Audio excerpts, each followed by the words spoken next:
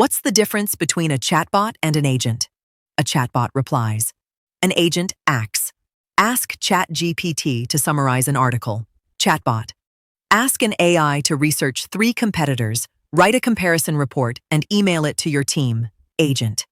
The difference is autonomy. Plan multiple steps, use tools, check its own work, retry when it fails.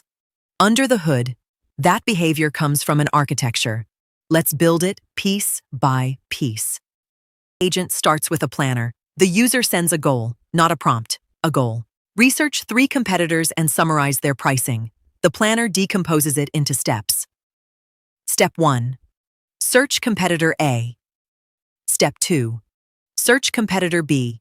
Step 3. Compare. Step 4. Summarize. Without a planner, you have a chatbot. With one, you have an agent. The planner needs context. That's memory. 2 types.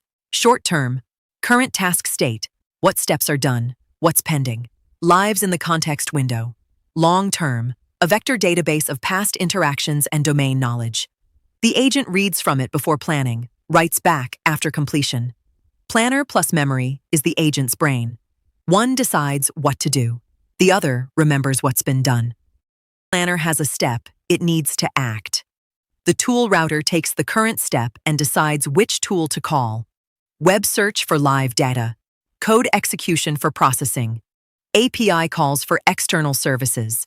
Wrong tool selection wastes a full round trip.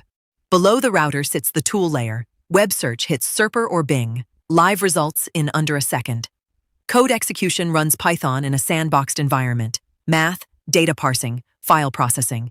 API caller hits external services, Slack, Gmail, GitHub. Each returns structured output. Modern agents like Claude output JSON specifying exactly which tool and which parameters. No hallucinated function calls. Executor is where the work actually happens. It calls the tool, handles errors, collects the result. Simple in theory. In production, it's where everything breaks. Tools, timeout.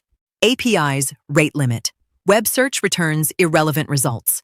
Code hits an uninstalled library. The executor must handle all of it. Timeout logic, exponential backoff. Error messages that are useful, not just tool failed, but search returned 0 results, try broader query. That distinction matters. A vague error sends the evaluator in circles. A specific error lets it course correct. Most frameworks implement tool calling well, but fail here.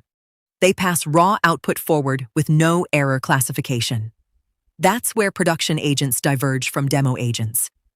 Evaluator asks one question. Is the goal met? If yes, send the response. If no, loop back to the planner with context on what failed. That retry arrow going back to the planner. That's what makes this an agent.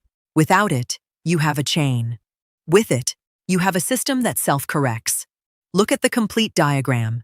User sends a goal. Planner decomposes it, reads from memory. Tool, router selects the action. Tool layer runs it. Executor handles the result.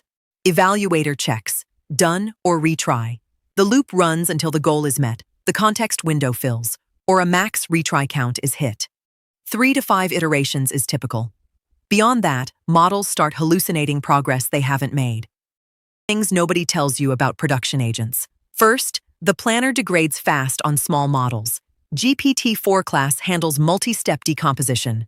Smaller models lose track by step 3. Second, memory is your biggest latency cost.